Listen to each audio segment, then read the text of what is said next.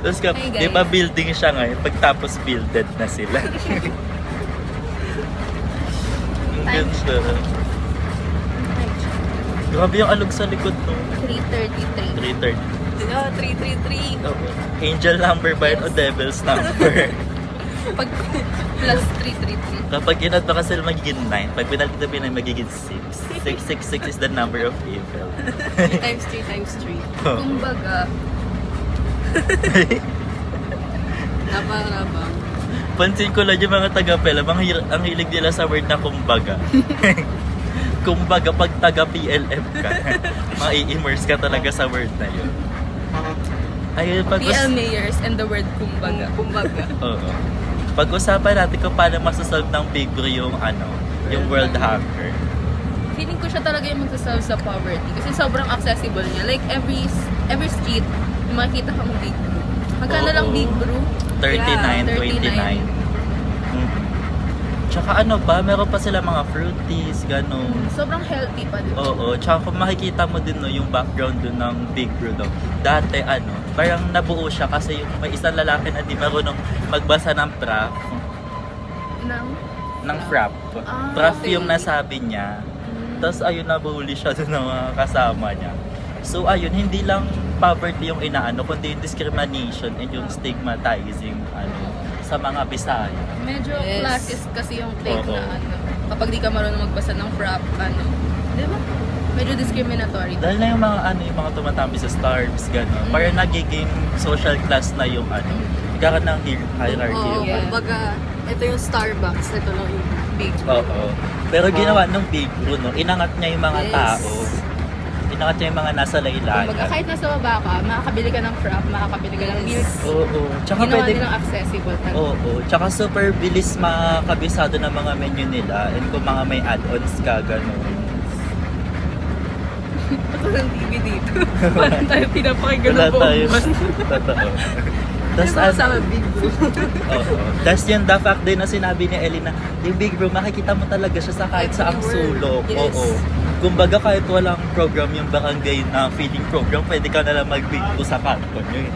Parang ganun siya Sobrang lawak ng scope Oo. niya. Kumbaga yung DSWD, yung mga program nila naka-specific lang. Yung Big Brew para sa lahat talaga siya. Kunyari yung CHR, para sa lahat siya. Oo. CHR na para sa lahat. Tsaka pwede siya sa mga may diabetes. Parang hindi na lang. Parang hindi na pala. Mali. Tsaka yung yung Big Bro, no, kapag o-order ka, madami kang makikita, may mga bata, may matatanda, no. Kumbaga doon nag-iipon-ipon din yung mga kwento nila, yung intersectionality nga na tinatawag natin. Kung saan yung collective struggles nila nakikita mo habang umo-order ka. Iba't iba yung mga identity ng mga tao na makikita mo. Oo. So, hindi lang poverty, no? Kumbaga, pati yung mga pagiging mulat ng Pilipino, no? Na-aid din ng Big Bro. Tsaka din, hindi makikita sa Big Bro yung classic natin tera sa kantin na manipis yung pilay. So, kapag o-order ka, pag-o-order ka, pa-order nga po ng Okinawa, sasabihin, ano pong sugar level? Parang hindi ka may intimidate kasi yung kilay ng ate, makapal, gano'n. Minsan naka-face mask, gano'n. Sobrang inclusive talaga niya. Oo. For all talaga. Oo. Tapos napansin ko ulit sa Big Napansin ko lang din sa Big Bro, no, kapag sumigaw yung ate ng order, tapos hindi narinig ng iba, may sumisigaw pa ng mga customers. No? Sobrang, yung concept ng bayanihan sa psikolohiyang Makikita mo Pilipino, sa- makikita talaga. Oo. Kumbaga hindi... Para sila nakikipagkapwa, diba? Oo. Hindi lang yung paglabas mo or pagpasok mo sa jeep na bayad po, di ba? May nag-abot ng bayad. O doon sasabihin nila, kuya may order po ng ganito, baka di nyo pa po nakukuha. Ganon. No, yung sa Big Bro, para mas pinapatibay niya pa yung pagiging Filipino natin, yung pagkaroon natin ng pakikipagkapwa-tao. Big Brew being the foundation of the Filipinos. Oo. Big Brew as the testament of Filipino values. Oo, the living testament. No? Doon natin sobrang napapractice yung psikolohiyang Pilipino, yung mga concepts doon sa Big Brew, makikita niyo. Tsaka hindi lang siya business. Yes. May puso siya, di ba? Agree. Totoo. And Yung masasabi ko lang, yung Big Brew, parang masasabi natin pinsan siya ng Don Macchiatos. Diba?